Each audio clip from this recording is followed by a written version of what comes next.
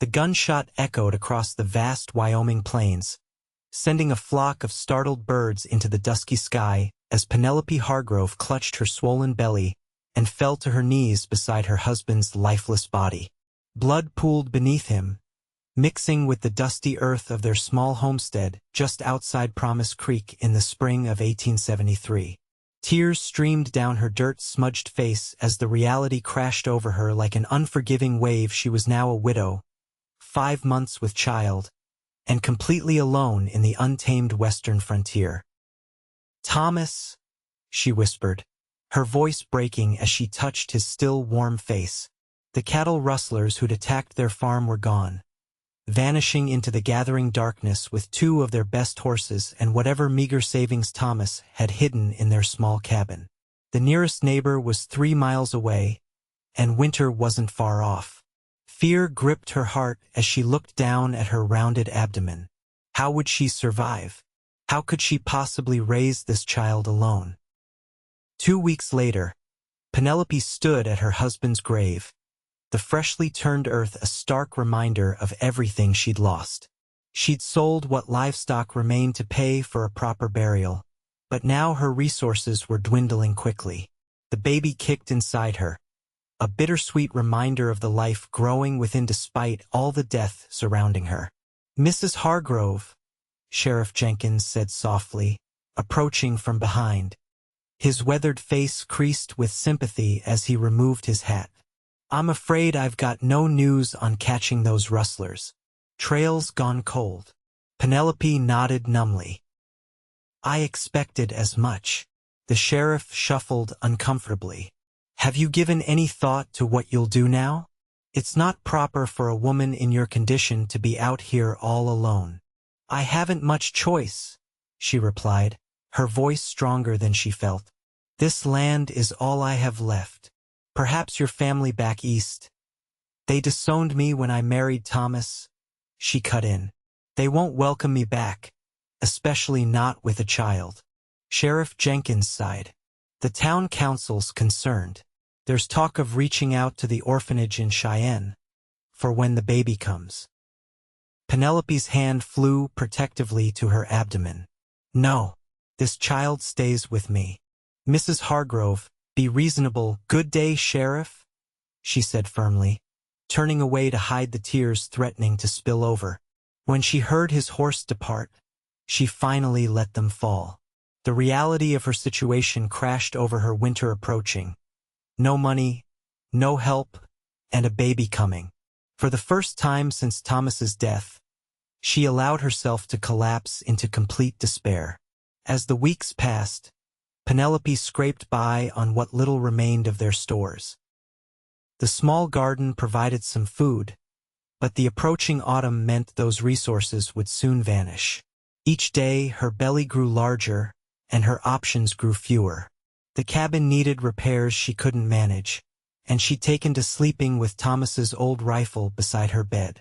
One crisp September morning, Penelope was struggling to draw water from the well when she heard the approach of horses.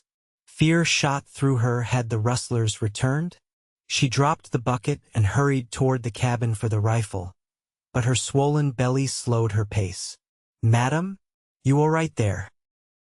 The voice was deep and unfamiliar. Penelope turned to see a tall man on horseback, accompanied by 2 others. They didn't look like bandits. Their clothes were worn but clean, their horses well kept. "Who are you?" she demanded, wishing she'd reached the rifle. The lead rider dismounted in one fluid motion, revealing broad shoulders and a face partially hidden beneath the shadow of his hat. "Name's Mason Ashcroft, madam. This here's Jimmy and Hank. We're drovers moving a herd north and noticed your smoke. Thought we'd check if everything's all right." As he stepped forward, Penelope could see his face, clearly sun-bronzed skin, a strong jaw softened by kind eyes the color of warm whiskey. He was younger than she'd initially thought, perhaps 30 at most, with a streak of premature gray at his temples. "I don't need charity," Penelope said, though her voice lacked conviction. Mason surveyed the property with a trained eye, noting the sagging porch, the untended fields, and finally, her advanced pregnancy. "No offense intended, madam. Just being neighborly." His gaze fell to her wedding ring. "Your husband around?" The question pierced Penelope's heart. "Buried behind the apple tree. Rustlers, 6 weeks ago." A shadow crossed Mason's face. "I'm mighty sorry to hear that." He glanced at his companions, who had dismounted and were waiting respectfully. "We'll be camping nearby tonight. Would you allow us to make some repairs before we move on? Seems that roof could use patching, and winter's not far off." Penelope wanted to refuse. Pride demanded she send them away, but practicality and the child within her required she accept. "I can pay you with a meal," she offered, salvaging what dignity she could. Mason shook his head. "No payment necessary, Mrs. Hargrove. Penelope Hargrove." "Mrs. Hargrove," he repeated with a respectful nod. "Consider it a good turn. World could use more of those." By sunset, the men had repaired her roof, chopped enough wood to last a month, and mended the broken fence around her small garden. Penelope insisted on cooking them a hearty stew with the last of her preserved vegetables. As they ate on the porch, she found herself studying Mason. Unlike many men she'd encountered in the West, he spoke to her as an equal, asking about her farm and her late husband without pity in his voice. "Where are you from originally, Mrs. Hargrove?" he asked, accepting a second serving of stew. "Boston," she replied. "I came west 5 years ago as a mail-order bride." She didn't mention how desperate she'd been to escape her controlling father, or how Thomas, despite being 20 years her senior, had offered kindness and respect if not passionate love. "Long way from home," Mason observed. "This is my home now," she said with quiet determination. As the men prepared to leave, Mason hesitated. "Mrs. Hargrove, our herd needs grazing for a few days while we wait on business in Promise Creek. Your north field has good grass. I'd be willing to pay rent cash money if you'd allow it." Penelope recognized the offer for what it was, charity disguised as business, but she couldn't afford to refuse. 3 days, she agreed. "And I'll accept fair payment, not more." Mason tipped his hat. "We'll be back tomorrow with the herd." That night, for the first time since Thomas died, Penelope slept without fear clutching at her heart. True to his word, Mason returned the next day with about 50 head of cattle and his 2 companions. They set up camp at the edge of her property, close enough to watch over both the herd and, Penelope suspected, her homestead as well. Over the next days, Mason found reasons to stop by bringing fresh game, checking the repairs, asking if she needed anything from town. On the 3rd day, while his men watched the cattle, Mason appeared at her door with tools. "That porch step is rotting through," he announced without preamble. "Mind if I fix it?"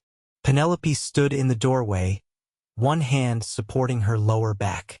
The baby had been particularly active that morning, and exhaustion lined her face. "Mr. Ashcroft, why are you doing this?" Mason looked up, his expression unreadable. "Doing what, madam?" "All of this. The repairs. The help. You don't know me." He set down his tools and stood, towering over her but somehow not intimidating. "My sister was widowed young with 2 little ones," he said quietly. "No one helped her. She didn't make it through that first winter." His eyes held hers steadily.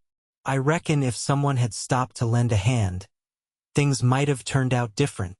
The simple honesty in his words touched something deep within Penelope. For a moment, neither spoke. "Besides," Mason continued with a small smile, "I've tasted your cooking. Be ashamed to let that talent go to waste." Despite herself, Penelope laughed, the first genuine laugh since Thomas died. The sound surprised her, like finding a forgotten treasure. That evening, a sharp pain gripped Penelope's abdomen as she was setting the table for her solitary dinner. She gasped, clutching the edge of the table as fear coursed through her. It was too early, the baby wasn't due for another month at least. When the pain subsided, she moved to the window, intending to signal Mason's camp with the lantern, but another contraction doubled her over.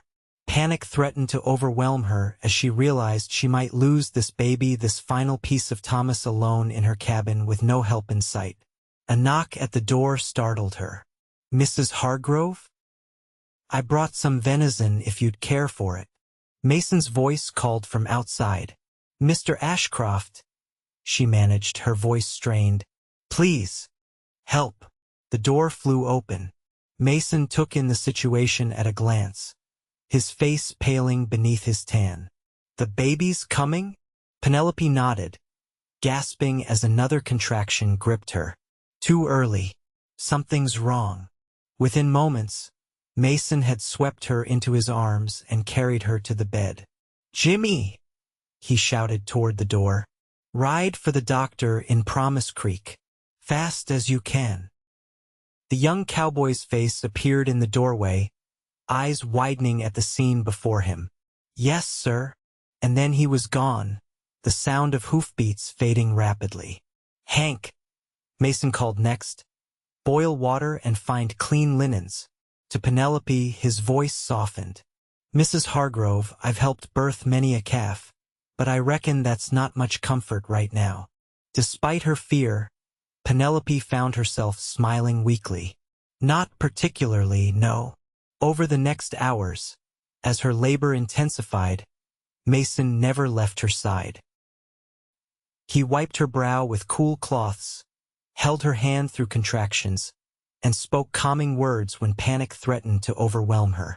When she cried out for Thomas in delirium, Mason stroked her hair and promised her she wasn't alone. "The doctor won't make it," Hank said quietly from the doorway as midnight approached. "Creeks flooded from yesterday's rain.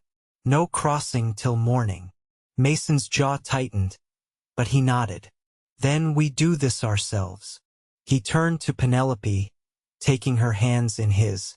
"Mrs. Hargrove, Penelope, I need you to be the bravest you've ever been. That little one needs to come into this world, and we're going to help it happen." Through tears and pain, Penelope looked into his steady eyes and found strength there she didn't know she needed. "I'm afraid," she whispered. Mason squeezed her hand. "You'll never face anything alone while I'm here," he said, with such quiet certainty that she believed him. As dawn broke over the Wyoming horizon, a tiny cry filled the cabin. Mason placed the small, red-faced infant on Penelope's chest, his own face alight with wonder. "A daughter," he said softly. "You have a daughter, Mrs. Hargrove."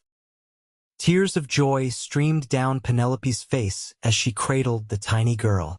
"Hello, little one," she whispered. "I'm your mama." Looking up, she found Mason watching them, something unfamiliar in his expression. "Thank you," she said, the words wholly inadequate for what he'd done. "I don't know how I'll ever repay you." Mason shook his head. "No repayment necessary." He stood suddenly awkward. "I'll give you some privacy. Hank and I will be outside if you need anything." As he turned to leave, Penelope called out, "Mason." It was the first time she'd used his given name. When he looked back, she said simply, "Would you like to know her name?" He nodded, his throat working. "Elizabeth," Penelope said, looking down at the tiny face. "Elizabeth Thomas Hargrove." "It's a fine name," Mason replied, his voice rough with emotion. "A fine name for a brave little girl." 2 days later, the doctor finally arrived, pronouncing both mother and child healthy despite the early delivery. "She's small but strong," he declared of little Elizabeth. "Just like her mother, I'd wager." Mason and his men had remained at the farm, tending to both their cattle and Penelope's needs. Each day, Mason found new reasons to delay their departure: a fence that needed mending, a barn door that required fixing, a well that could use cleaning. "Your business in Promise Creek," Penelope reminded him one evening as they sat on the porch, Elizabeth sleeping peacefully in her arms. "Surely your buyers are waiting." Mason looked away, his profile strong against the setting sun. "There's no buyer," he admitted after a moment. "There never was. I don't understand." He sighed, removing his hat and running a hand through his hair. "Those cattle belong to me. I was driving them to my ranch up near the Montana border. I stopped here because—" He hesitated. "Because I saw smoke from a chimney, and something told me to check. I've passed many homesteads in my time, Mrs. Hargrove. Never felt compelled to stop before. The revelation hung between them. So there's no reason for you to stay," Penelope said softly, surprised by the ache the words caused her. Mason turned to her then, his eyes serious. "There's every reason if you'll hear it." He moved closer on the bench they shared. "I know it's forward of me. I know you're grieving still. But these past days, watching you with Elizabeth, seeing your strength, I find myself not wanting to leave." Penelope's heart pounded in her chest. "Mr. Ashcroft, Mason," he corrected gently. "Mason?" she repeated, the name feeling right on her lips. "What exactly are you proposing?" "Not marriage," he said quickly. "Not yet. That would be disrespectful to your loss and too sudden besides." He took a deep breath. "I'm proposing to stay, to help through the winter, to be nearby. And perhaps, in time, if you found you could care for me as I already care for you." Penelope stared at him, astonished. "You care for me? You barely know me." "I know enough," he said simply. "I know you're brave and determined. I know you love your daughter fiercely. I know you make the best stew I've ever tasted." This last was said with a small smile that made Penelope's heart flutter unexpectedly. "And what of your ranch? Your plans?" she asked. "My foreman can manage till spring. As for plans—" Mason gazed out at the land stretching before them. "Plans change when something more important comes along." Elizabeth stirred in Penelope's arms, letting out a tiny mewling sound. Mason looked at the infant with such tenderness that Penelope felt tears spring to her eyes. "I feared raising her alone," Penelope whispered. "Every night since Thomas died, I've lain awake terrified of failing her." Mason's hand found hers on the bench between them, his calloused palm warm against her skin. "You'll never be alone with me, Penelope," he said softly. "Not if you don't wish to be." The winter of 1873 was one of the harshest in Wyoming's memory. Snow piled in drifts taller than a man, and temperatures plummeted so low that the creek froze solid enough to drive wagons across. But inside Penelope's cabin, warmth prevailed. Mason had built a small but sturdy structure for himself nearby, insisting on propriety despite Penelope's protests that he needn't sleep in the cold. Each day, he arrived at dawn to stoke her fire before she woke. They fell into a comfortable routine, Mason tending to the livestock and outdoor work, Penelope caring for Elizabeth and maintaining the home. In the evenings, they would sit before the fire, talking long into the night about their pasts, their hopes, their dreams. Penelope learned that Mason had fought for the Union in the war, returning to find his family's Tennessee farm in ruins. He'd worked his way west, cowboying and saving until he could purchase land of his own. He spoke of his ranch in Montana with pride but never with longing to return.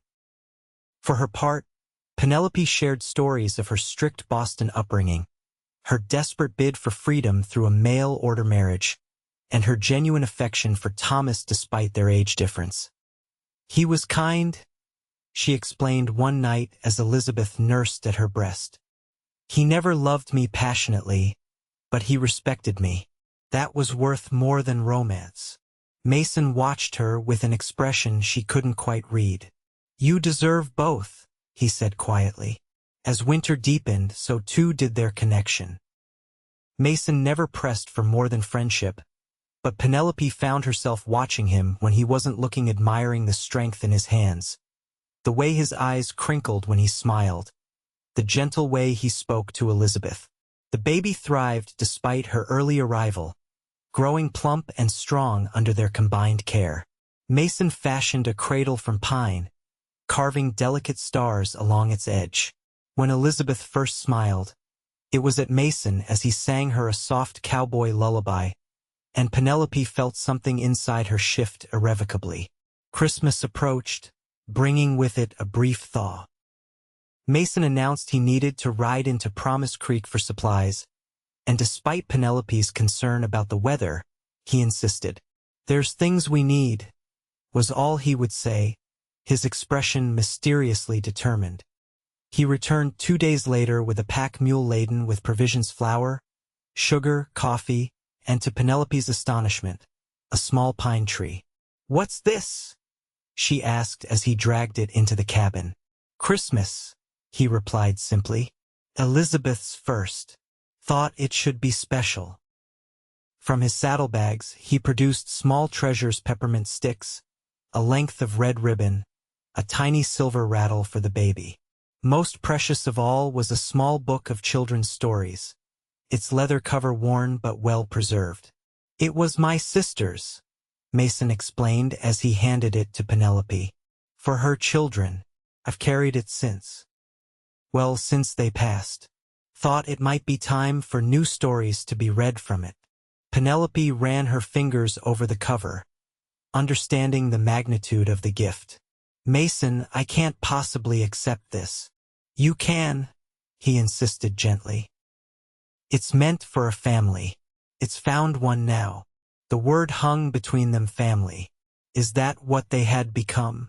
Penelope wondered as she watched Mason lift Elizabeth from her cradle, his large hands impossibly gentle with her tiny form.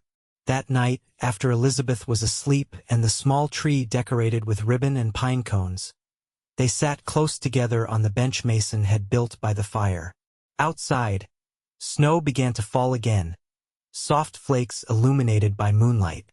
"I need to tell you something," Mason said, breaking their comfortable silence. He stared into the flames, his profile strong in the firelight. "When I found you last autumn, I was running." Penelope turned to him, surprised. "Running? From what?" Mason sighed deeply. "There was a man in Montana, cattle baron named Wilson. He wanted my land, said it controlled too much water access. When I wouldn't sell, things got difficult." He flexed his hand unconsciously, and Penelope noticed for the first time a thin scar across his knuckles. "His men burned my south pasture, threatened my workers. I held firm, but then—" He hesitated, and Penelope reached for his hand. "What happened?" "My foreman was beaten nearly to death. Message was clear: next time would be worse." Mason's jaw tightened. "I'm not a man who backs down from a fight, Penelope, but I couldn't risk my people. So I gathered what cattle I could and left, thinking to start somewhere new." "And then you found us," Penelope said softly. Mason turned to her, his eyes reflecting the firelight. "And then I found you. It changed everything." "How so?" "Made me realize running wasn't the answer. A man protects what matters, no matter the cost." His hand tightened around hers. "After the spring thaw, I need to go back. Not to stay, to settle things properly and finally. I've written to the territorial governor and the federal marshal. There's a reckoning coming for Wilson." Fear clutched at Penelope's heart. "That sounds dangerous." "It is," he acknowledged. "But necessary." He paused, seeming to gather courage. "Before I go, I need to know. Have I misread what's grown between us these months?" Penelope's breath caught in her throat. "No," she whispered. "You haven't misread anything." Mason shifted to face her fully, taking both her hands in his. "Then I'll ask plainly, Penelope Hargrove.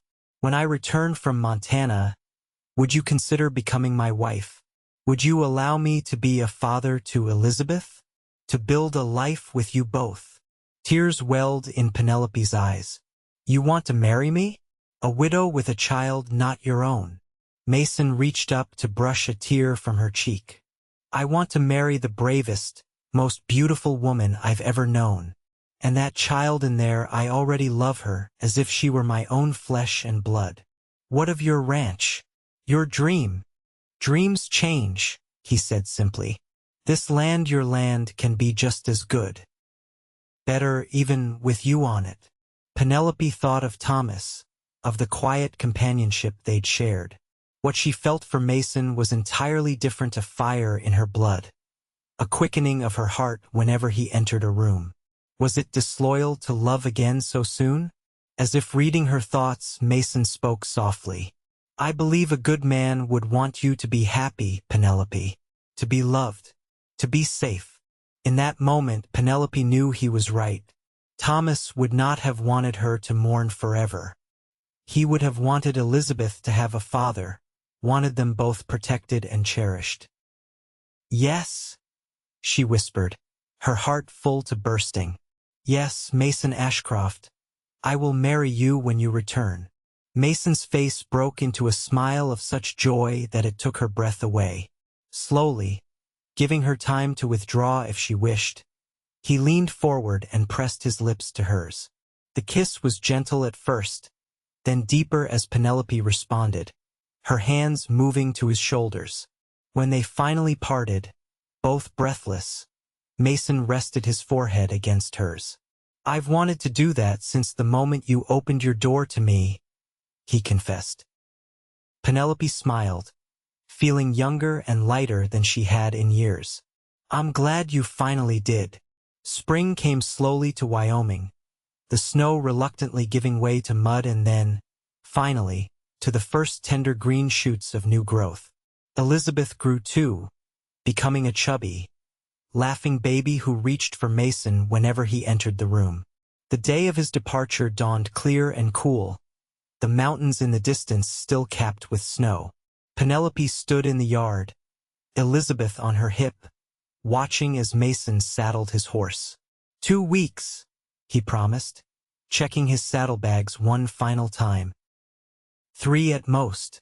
The marshal will meet me in Helena, and we'll settle this business legally. Penelope nodded, fighting back tears. In the months since Christmas, Mason had moved from the small shelter to the cabin's spare room, though he insisted on maintaining propriety until they were properly wed.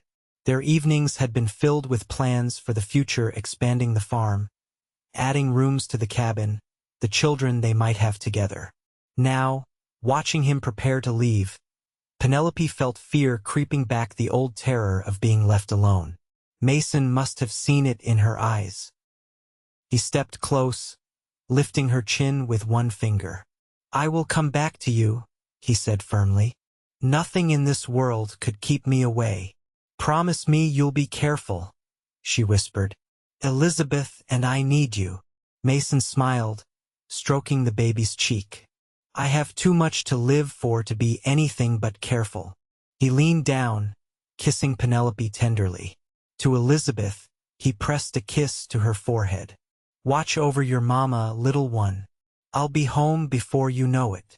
As he mounted his horse, Penelope called out, Mason! When he looked back, she said, I love you. His face softened. I've loved you since you stood in that doorway, proud as a queen despite your fear. I'll love you till my dying day, Penelope Hargrove. And then he was gone, riding toward the distant mountains, taking her heart with him. The days stretched endlessly. Penelope kept busy with Elizabeth and spring planting, but her eyes constantly strayed to the horizon, searching for a familiar silhouette. 2 weeks passed, then 3. No word came. As the 4th week began, Penelope was hanging laundry when she heard hoofbeats approaching. Her heart leaped, but it wasn't Mason who rode into the yard, it was Sheriff Jenkins. Mrs. Hargrove, he greeted, removing his hat. His expression was grave. Fear clutched at Penelope's throat. What is it? What's happened? There was trouble in Montana, the sheriff said carefully. Word came down the line about a shootout at the Wilson Ranch. Federal marshal involved. Several men killed. The world tilted dangerously. Penelope grabbed the clothesline for support. "Mason?" she whispered. Sheriff Jenkins looked uncomfortable. "Reports weren't clear, madam. I thought you should know there was trouble, but I don't have specifics on casualties." "I see," Penelope said faintly. Elizabeth began to cry from inside the cabin, the sound piercing Penelope's numb shock. "Thank you for telling me."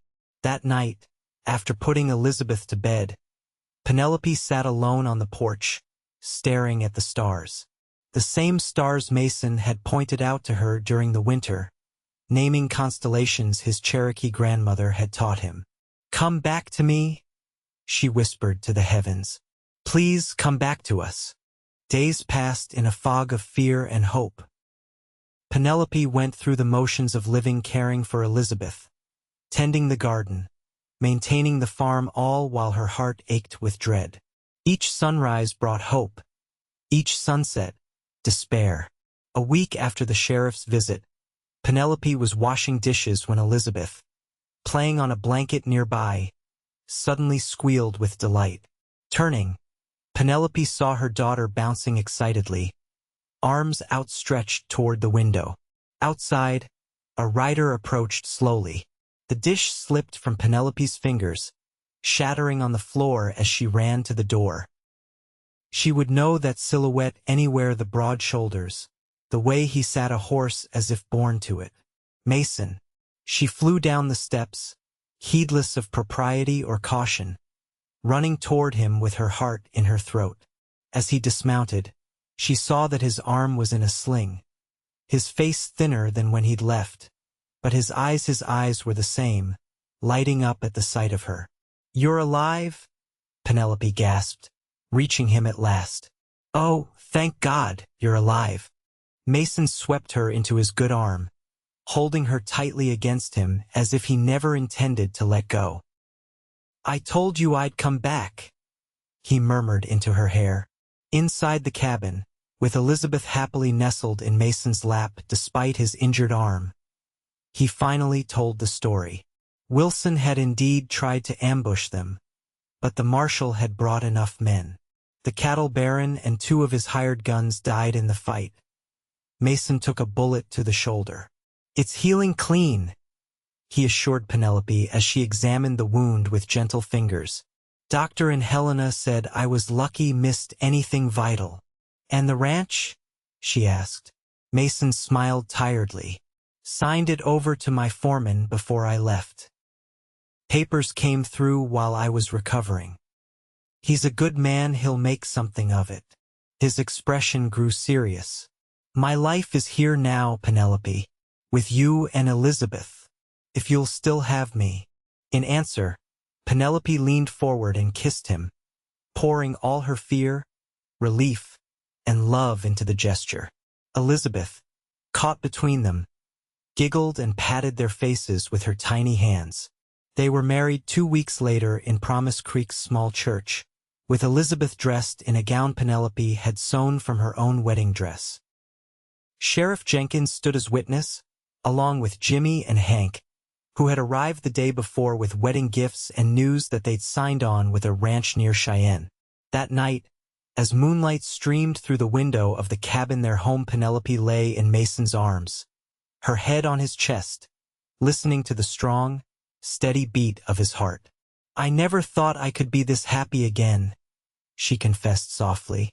"After Thomas died, I thought that part of my life was over." Mason's fingers traced lazy patterns on her bare shoulder. "Life has a way of surprising you. When I rode onto your land last autumn, I was just looking for a place to rest my horses. Instead, I found my future." Penelope smiled, pressing a kiss to his skin. "Our future," she corrected. "Our future," he agreed. "And it's just beginning." 5 years later, the Ashcroft farm had doubled in size. The original cabin remained at its heart, though Mason had added rooms as their family grew. Elizabeth, Now a spirited 6-year-old with her mother's determination and her adoptive father's love of horses, had been joined by 3-year-old Thomas and 1-year-old Sarah. On a warm summer evening, Mason and Penelope sat on the expanded porch, watching their children chase fireflies in the yard. Mason's arm, long-heeled, rested comfortably around his wife's shoulders. "Do you ever think about how different things might have been?" Penelope asked, leaning against him. "If you hadn't stopped that day?" Mason considered the question, watching as Elizabeth carefully showed her little brother how to cup his hands around a glowing insect. "I believe some things are meant to be, Penny," he said, using the nickname only he was allowed. "I'd have found you somehow someday." Penelope smiled, remembering the terrified widow she'd once been, certain she would have to face life's challenges alone. "You know, that first night when Elizabeth was coming, you told me I'd never be alone with you. And I meant it," Mason replied, turning to look at her with the same love that had sustained them through all the joys and hardships of building their life together. "I know," Penelope said, reaching up to touch his face. "That's when I started to fall in love with you, when you made that promise, and I believed it completely." In the yard, Elizabeth called out excitedly, "Papa, look how many we caught." Mason smiled at his daughter, for she was his in every way that mattered. "Coming, sweetheart," he called back. To Penelope, he said softly, "I'll always keep that promise, you know, as long as I draw breath." "I know," Penelope replied simply. "That's why I've never been afraid since." Hand in hand, they rose to join their children in the gathering dusk, their once separate paths now forever intertwined on the Wyoming frontier they called home.